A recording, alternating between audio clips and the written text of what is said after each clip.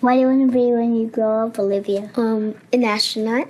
I want to be a fashion designer. A basketball player. I want to be an actor. A doctor. A teacher. A chef. An artist. What do you want to be when you grow up? A mermaid.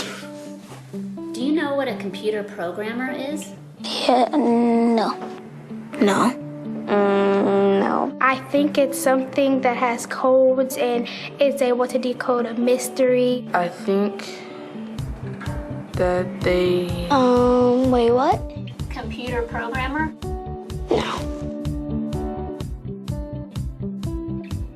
Nowadays, just about everything requires some form of programming. So, what is it?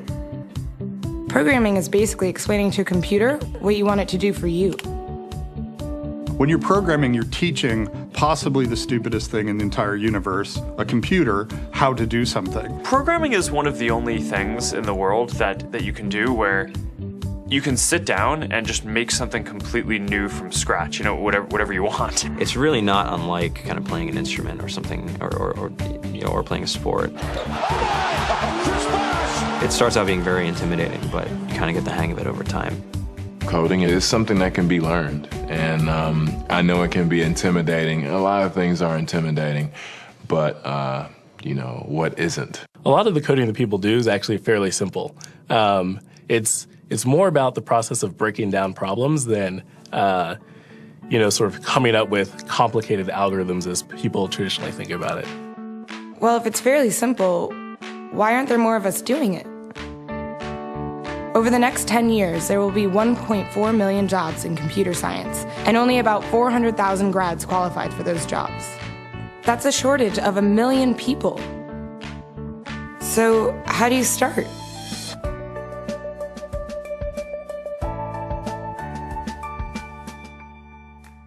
I was obsessed with maps when I was a kid, and cities specifically.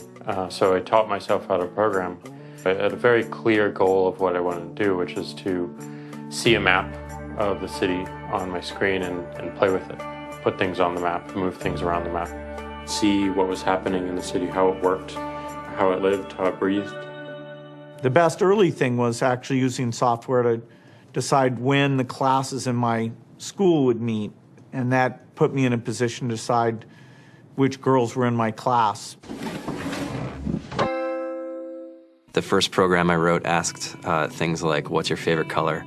Or how old are you? I first learned how to make a green circle and a red square appear on the screen. The first time I actually had something come up and say, hello world, and I made a computer do that. It was just astonishing. When I finally learned a little bit of programming, that blank wall resolved into a bunch of doors, and you open them, and finally you start to open enough doors that the light comes in. And to me, a finished program is like a structure filled with light. All the corners are illuminated. You understand the structure of it. It's a really serene feeling to have completed that.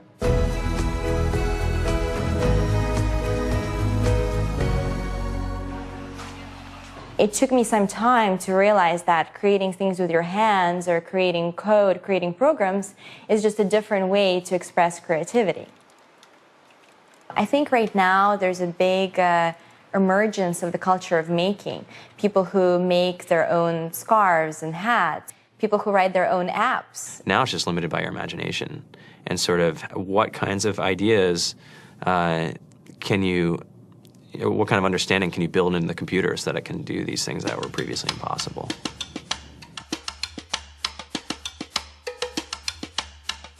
All great things are built in teams when you collaborate with other smart people. You're testing your ideas, you're stimulating each other. That's what makes us successful. It's not some flash of brilliance by somebody who then codes 24 hours a day for 3 weeks. It's what happened. The magic happens when we're all on the same page, collaborating and building something together. There's a much greater need in the world for engineers and people who can write code than there will ever be supply. And so we all live these very charmed lives. To get the very best people, we try to make the office as awesome as possible.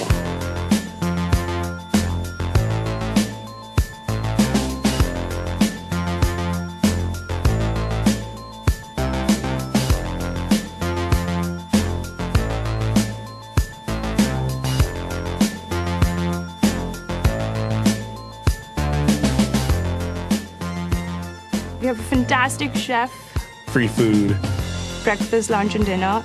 free laundry, snacks, even places to play and video games and scooters.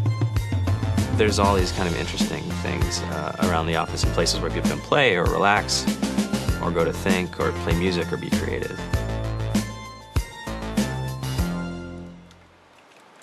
I went on the Bureau of Labor Statistics for the United States, and there's about a third of the pie that's all the things you would expect. It's, they're working in the government, they're working in typical technology jobs. But then, like, the rest of the pie, and it was the majority of the pie, just split down into these little teeny slices of every industry imaginable. And what it is, computers are everywhere. You want to work in agriculture? Do you want to work in entertainment? Do you want to work in manufacturing? It's just all over.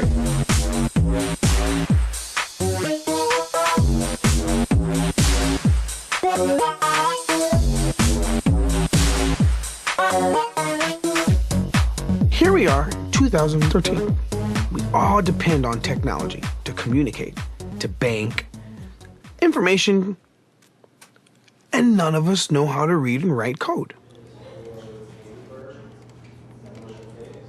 So you guys, what else? Who else has an idea of what we can change with our programming? What else can we do? Tiffany?